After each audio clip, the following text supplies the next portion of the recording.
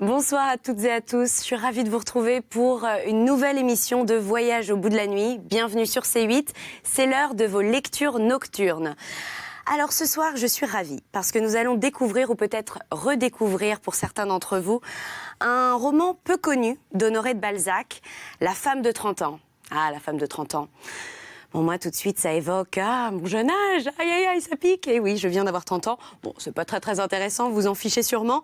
Mais ce roman me tient particulièrement à cœur parce que dans ce roman, eh bien, Honoré de Balzac se fait le défenseur des femmes au début du 19e siècle. Et il ose parler, il ose dire ce qu'elle n'osait pas avouer. Donc, cet ouvrage parle des violences conjugales dont certaines femmes étaient confrontées au sein de leur foyer. Et hélas, c'est un sujet qui est encore bien trop d'actualité aujourd'hui. Alors, ce roman raconte l'histoire d'une femme qui s'est mal mariée et qui a été privée du droit à l'émancipation et au plaisir. Et c'est un sujet qui tient énormément à cœur, qui tenait énormément à cœur Honoré de Balzac, puisque eh bien, sa jeune sœur, sa plus jeune sœur, Laurence, est morte à l'âge de 23 ans dans la misère. Et elle a été emportée par le chagrin après l'échec de son mariage. Elle avait épousé un homme d'une grande violence qui s'appelait Monsieur Monzègle. Et d'ailleurs, son ex-beau-frère a sûrement inspiré l'odieux personnage du roman de La femme de 30 ans d'Honoré de Balzac, puisque le personnage, l'odieux mari, s'appelle Monsieur Victor d'Aiglemont. Vous voyez la petite ressemblance, hein, on reconnaît l'inspiration. Voilà, donc je vous propose de commencer tout de suite la lecture de ce formidable livre, La femme de 30 ans, d'Honoré de Balzac, un roman qui est classé dans la série des scènes privées de la Comédie humaine. La Comédie humaine, voilà, qui est le titre sous lequel Honoré de Balzac a regroupé à peu près 90 ouvrages, que ce soit des romans, des contes, des essais, de genres différents. Et il essayait d'y dépeindre la société de son époque. On commence tout de suite ? C'est parti. Si vous souhaitez réagir sur les réseaux sociaux, n'hésitez pas en utilisant le hashtag VBN. Voilà, bonne lecture. La femme de 30 ans d'Honoré de Balzac.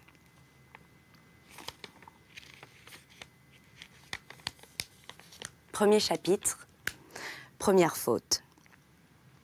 Au commencement du mois d'avril 1813, il y eut un dimanche dont la matinée promettait un de ces beaux jours où les Parisiens voient pour la première fois de l'année leurs pavés sans boue et leur ciel sans nuages. Avant midi, un cabriolet à pompe attelé de 2 chevaux fringants déboucha dans la rue de Rivoli par la rue Castiglione et s'arrêta derrière plusieurs équipages stationnés à la grille nouvellement ouverte au milieu de la terrasse des Feuillants. Cette leste voiture était conduite par un homme en apparence soucieux et maladif. Des cheveux grisonnants couvraient à peine son crâne jaune et le faisaient vieux avant le temps. Il jeta les rênes au laquais à cheval qui suivait sa voiture et descendit pour prendre dans ses bras une jeune fille dont la beauté mignonne attira l'attention des oisifs en promenade sur la terrasse. La petite personne se laissa complaisamment saisir par la taille quand elle fut debout sur le bord de la voiture et passa ses bras autour du cou de son guide, qui la posa sur le trottoir, sans avoir chiffonné la garniture de sa robe en rep vert. Un amant n'aurait pas eu tant de soin. L'inconnu devait être le père de cet enfant, qui, sans le remercier, lui prit familièrement le bras et l'entraîna brusquement dans le jardin. Le vieux père remarqua les regards émerveillés de quelques jeunes gens, et la tristesse empreinte sur son visage s'effaça pour un moment. Quoiqu'il fût arrivé depuis longtemps à l'âge où les hommes doivent se contenter des trompeuses jouissances que donne la vanité, il se mit à sourire. « L'on te croit ma femme ?» dit-il à l'oreille de la jeune personne, en se redressant et marchant avec une lenteur qui la désespéra. Il semblait avoir de la coquetterie pour sa fille, et jouissait peut-être plus d'elle des œillades que les curieux lançaient sur ses petits pieds chaussés de brodequins, en prunelle puce, sur une taille délicieuse dessinée par une robe à guimpe, et sur le cou frais qu'une collerette brodée ne cachait pas entièrement. Les mouvements de la marche relevaient par instant la robe de la jeune fille et permettaient de voir, au-dessus des brodequins, la rondeur d'une jambe finement moulée par un bas de soie à jour.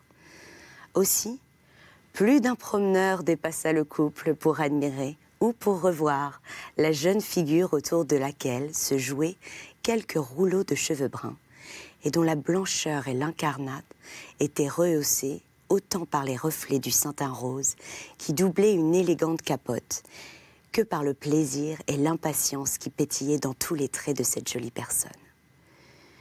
Une douce malice animait ses beaux yeux noirs, fendus en amande, surmontés de sourcils bien arqués, bordés de longs cils et qui nageaient dans un fluide pur. La vie et la jeunesse étalaient leurs trésors sur ce visage mutin et sur un buste gracieux encore, malgré la ceinture alors placée sous le sein. Insensible aux hommages, la jeune fille regardait avec une espèce d'anxiété le château des Tuileries. Sans doute le but de sa pétulante promenade. Il était 12:15. Quelque matinale que fût cette heure, plusieurs femmes, qui toutes avaient voulu se montrer en toilette, revenaient du château, non sans retourner la tête d'un air boudeur, comme si elles se repentaient d'être venues trop tard pour jouir d'un spectacle désiré. Quelques mots échappaient à la mauvaise humeur de ces belles promeneuses, désappointées et saisies au vol par la jolie inconnue, l'avaient singulièrement inquiétée. Le vieillard épiait d'un œil plus curieux que moqueur les signes d'impatience et de crainte qui se jouaient sur le charmant visage de sa compagne. Et l'observait peut-être avec trop de soin pour ne pas avoir quelques arrière-pensées paternelles. Ce dimanche était le 13e de l'année 1813. Le surlendemain, Napoléon partait pour cette fatale campagne pendant laquelle il allait perdre successivement Béziers et Duroc, gagner les mémorables batailles de Lutzen et de Bautzen, se voir trahi par l'Autriche, la Saxe, la Bavière, par Bernadotte et disputer la terrible bataille de Leipzig. La magnifique parade commandée par l'empereur devait être la dernière de celles qui excitèrent si longtemps l'admiration des Parisiens et des étrangers. La vieille garde allait exécuter pour la dernière fois les savantes manœuvres dont la pompe et la précision étonnèrent quelquefois jusqu'à ce géant lui-même, qui s'apprêtait alors à son duel avec l'Europe. Un sentiment triste amenait aux Tuileries une brillante et curieuse population. Chacun semblait deviner l'avenir et pressentait peut-être que plus d'une fois l'imagination aurait à retracer le tableau de cette belle scène, quand ces temps héroïques de la France contracteraient, comme aujourd'hui, des teintes presque fabuleuses. « Allons donc plus vite, mon père !» disait la jeune fille avec un air de lutinerie en entraînant le vieillard. « J'entends les tambours !»« C'est les troupes qui entrent aux Tuileries !» répondit-il. « Ou qui défilent, tout le monde revient !» répliqua-t-elle avec une enfantine amertume qui fit sourire le vieillard. « La parade ne commence qu'à 12:30 !» dit le père qui marchait presque en arrière de son impétueuse fille. À voir le mouvement qu'elle imprimait à son bras droit, vous eussiez dit qu'elle s'en aidait pour courir. Sa petite main, bien gantée, froissait impatiemment un mouchoir et ressemblait à la rame d'une barque qui fond les ondes. Le vieillard souriait par moments. Le vieillard souriait par moments, mais parfois aussi des expressions soucieuses, attristaient passagèrement sa figure desséchée. Son amour pour cette belle créature lui faisait autant admirer le présent que craindre l'avenir. Il semblait se dire « Elle est heureuse aujourd'hui. Le sera-t-elle toujours ?» Car les vieillards sont assez enclins à doter de leur chagrin l'avenir des jeunes gens. Quand le père et la fille arrivèrent sous le péristyle du pavillon au sommet duquel flottait le drapeau tricolore, et par où les promeneurs vont et viennent du jardin des Tuileries dans le carrousel, les factionnaires leur crièrent d'une voix grave « On ne passe plus !» L'enfant se haussa sur la pointe des pieds et put entrevoir une foule de femmes parées qui encombraient les deux côtés de la vieille arcade en marbre par où l'empereur devait sortir. « Tu le vois bien, mon père, nous sommes partis trop tard !» Sa petite moue chagrine trahissait l'importance qu'elle avait mise à se trouver cette revue. « Eh bien, Julie, allons-nous-en, tu n'aimes pas être foulée. »« Restons, mon père. D'ici, je puis encore apercevoir l'empereur. S'il périssait pendant la campagne, je ne l'aurais jamais vu. » Le père tressaillit en entendant ces égoïstes paroles. Sa fille avait des larmes dans la voix. Et il la regarda et crut remarquer sous ses paupières abaissées quelques pleurs, causés moins par le dépit que par un de ses premiers chagrins, dont le secret est facile à deviner pour un vieux père. Tout à coup, Julie rougit et jeta une exclamation dont le sens ne fut compris ni par les sentinelles ni par le vieillard. À ce cri, un officier qui s'élançait de la cour vers l'escalier se retourna vivement, s'avança jusqu'à l'arcade du jardin, reconnut la jeune personne un moment cachée par les gros bonnets à poils des grenadiers et fit fléchir aussitôt, pour elle et pour son père, la consigne qu'il avait donnée lui-même. Puis, sans se mettre en peine des murmures de la foule élégante qui assiégeait l'arcade, il attira doucement à lui l'enfant enchanté. « Je ne m'étonne plus de sa colère ni de son empressement, puisque tu étais de service, » dit le vieillard à l'officier d'un air aussi sérieux que railleur. « Monsieur le duc, » répondit le jeune homme, « si vous voulez bien en être placé, ne nous amusons point à causer. L'empereur n'aime pas attendre, et je suis chargé par le grand maréchal d'aller l'avertir. » Tout en parlant, il avait pris, avec une sorte de familiarité, le bras de Julie et l'entraînait rapidement vers le carrousel. Julie aperçut avec étonnement une foule immense qui se pressait dans le petit espace compris entre les murailles grises du palais et les bornes réunies par des chaînes qui dessinent de grands carrés sablés au milieu de la cour des Tuileries. Le cordon de sentinelle, établi pour laisser un passage libre à l'empereur et à son état-major, avait beaucoup de peine à ne pas être débordé par cette foule empressée et bourdonnant comme un essaim. « Cela sera donc bien beau ?» demanda Julie en souriant. « Prenez garde !» s'écria l'officier qui saisit Julie par la taille et la souleva avec autant de vigueur que de rapidité pour la transporter près d'une colonne. Sans ce brusque enlèvement, sa curieuse parente allait être froissée par la croupe du cheval blanc, harnaché d'une selle en velours vert et or que le mameluc de Napoléon tenait par la bride, presque sous l'arcade, à 10 pas en arrière de tous les chevaux qui attendaient les grands officiers, compagnons de l'empereur. Le jeune homme plaça le père et la fille près de la première borne de droite, devant la foule, et les recommanda par un signe de tête aux 2 vieux grenadiers, entre lesquels ils se trouvèrent.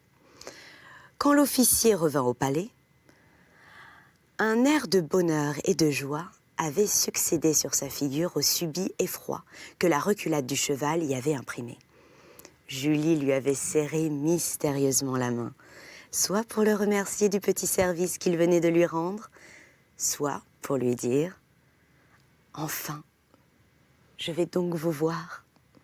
Elle inclina même doucement la tête en réponse au salut respectueux que l'officier lui fit, ainsi qu'à son père, avant de disparaître avec prestesse. Le vieillard, qui semblait avoir exprès laissé les deux jeunes ensemble, restait dans une attitude grave, un peu en arrière de sa fille. Mais il l'observait à la dérobée et tâchait de lui inspirer une fausse sécurité en paraissant absorbé dans la contemplation du magnifique spectacle qu'offrait le carrousel. Quand Julie reporta sur son père le regard d'un écolier inquiet de son maître, le vieillard lui répondit même par un grand sourire de gaieté bienveillante. Mais son œil perçant avait suivi l'officier jusque sous l'arcade, Et aucun événement de cette scène rapide ne lui avait échappé. « Quel beau spectacle !» dit Julie à voix basse en pressant la main de son père. L'aspect pittoresque et grandiose que présentait en ce moment le carrousel faisait prononcer cette exclamation par des milliers de spectateurs dont toutes les figures étaient béantes d'admiration. Une autre rangée de monde, tout aussi pressée que celle où le vieillard et sa fille se tenaient, occupait sur une ligne parallèle au château l'espace étroit et pavé que longe la grille du carrousel.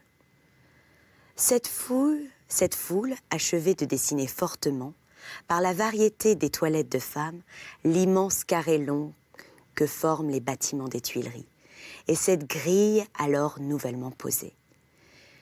Les régiments de la vieille garde qui allaient être passés en revue remplissaient ce vaste terrain, où il figurait en face du palais d'imposantes lignes bleues de 10 rangs de profondeur. Au-delà de l'enceinte et dans le carrousel, se trouvaient sur d'autres lignes parallèles plusieurs régiments d'infanterie et de cavalerie prêts à défiler sous l'arc triomphal qui orne le milieu de la grille et sous le faîte duquel se voyaient à cette époque les magnifiques chevaux de Venise. La musique des régiments placés au bas des galeries du Louvre était masquée par les lanciers polonais du service. Une grande partie du carré sablé restait vide, comme une arène préparée pour les mouvements de ces corps silencieux, dont les masses, disposées avec la symétrie de l'art militaire, réfléchissaient les rayons du soleil dans les feux triangulaires de 10 000 baïonnettes.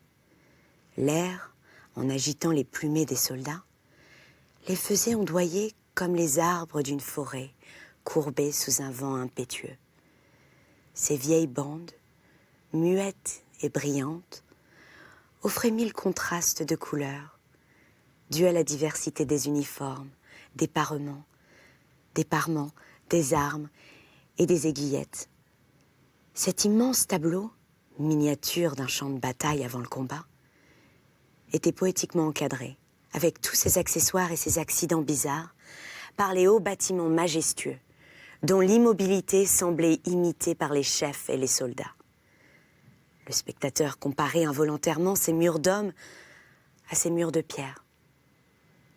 Le soleil du printemps, qui jetait profusément sa lumière sur les murs blancs bâtis de la veille, et sur les murs séculaires, éclairait pleinement ces innombrables figures bassanées, qui toutes racontaient des périls passés et attendaient gravement les périls à venir.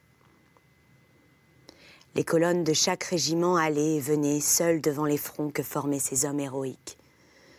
Puis, derrière les masses de ces troupes bariolées d'argent, d'azur, de poudre et d'or, les curieux pouvaient apercevoir les banderoles tricolores attachées aux lances de 6 infatigables cavaliers polonais, qui, semblables aux chiens conduisant un troupeau le long d'un champ, voltigeaient sans cesse entre les troupes et les curieux, pour empêcher ces derniers de dépasser le petit espace de terrain qui leur était concédé auprès de la grille impériale.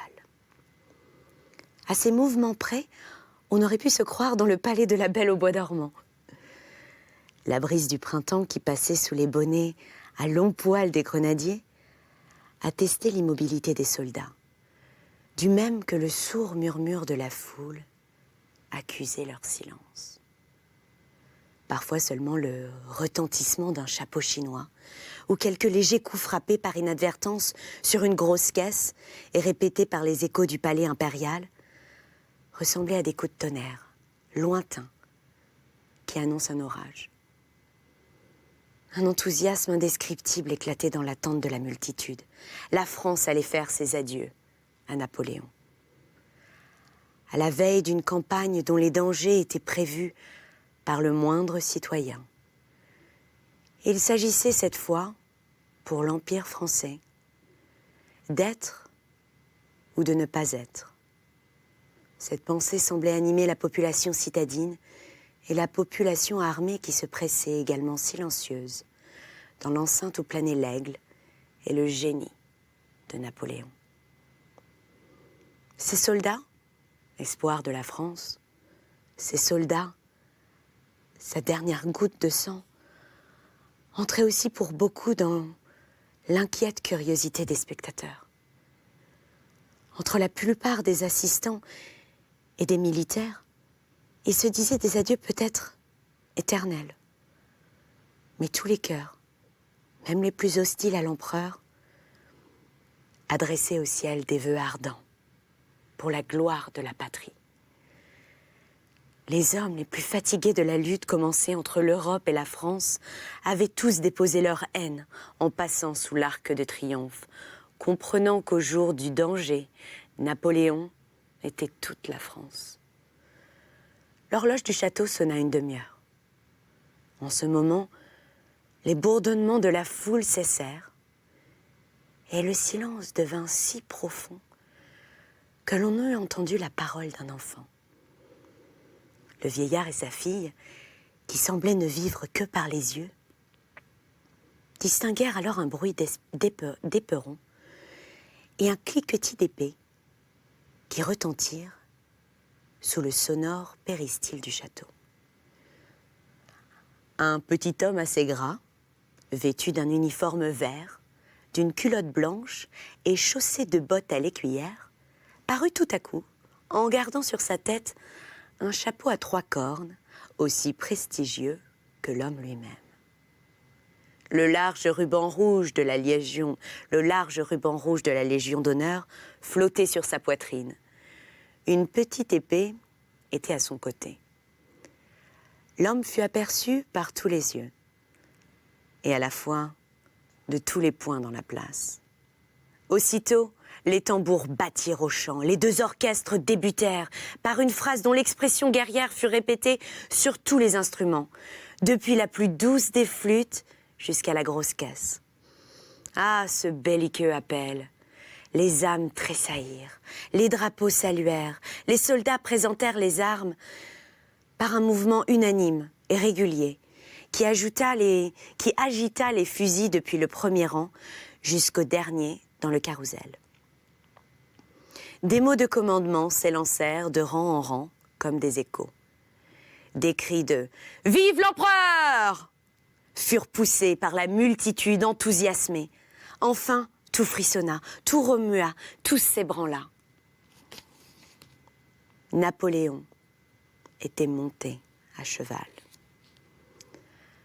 Ce mouvement avait imprimé la vie à ces masses silencieuses, avait donné une voix aux instruments, un élan aux aigles et aux drapeaux, une émotion à toutes les figures. Les murs des hautes galeries de ce vieux palais semblaient crier aussi « Vive l'empereur! Vive l'empereur !» Ce ne fut pas quelque chose d'humain. Ce fut une magie. Un simulacre de la puissance divine. Ou mieux, une fugitive image de ce règne si fugitif. L'homme entouré de tant d'amour, d'enthousiasme, de dévouement, de vœux, pour qui le soleil avait chassé les nuages du ciel, resta sur son cheval, à 3 pas en avant du petit escadron, doré qui le suivait, ayant le grand maréchal à sa gauche, le maréchal de service à sa droite. Au sein de tant d'émotions excitées par lui, aucun trait de son visage ne parut s'émouvoir. « Oh mon Dieu, oui! À Wagram, au milieu du feu, à la Moskova parmi les morts, il est toujours tranquille comme Baptiste, lui. » Cette réponse à de nombreuses interrogations était faite par le grenadier qui se trouvait auprès de la jeune fille. Julie fut pendant un moment absorbée par la contemplation de cette figure, dont le calme indiquait une si grande sécurité de puissance. L'empereur aperçut mademoiselle de Châtillonnay et se penchait vers Duroc pour lui dire une phrase courte qui fit sourire le grand maréchal. Les manœuvres commencèrent.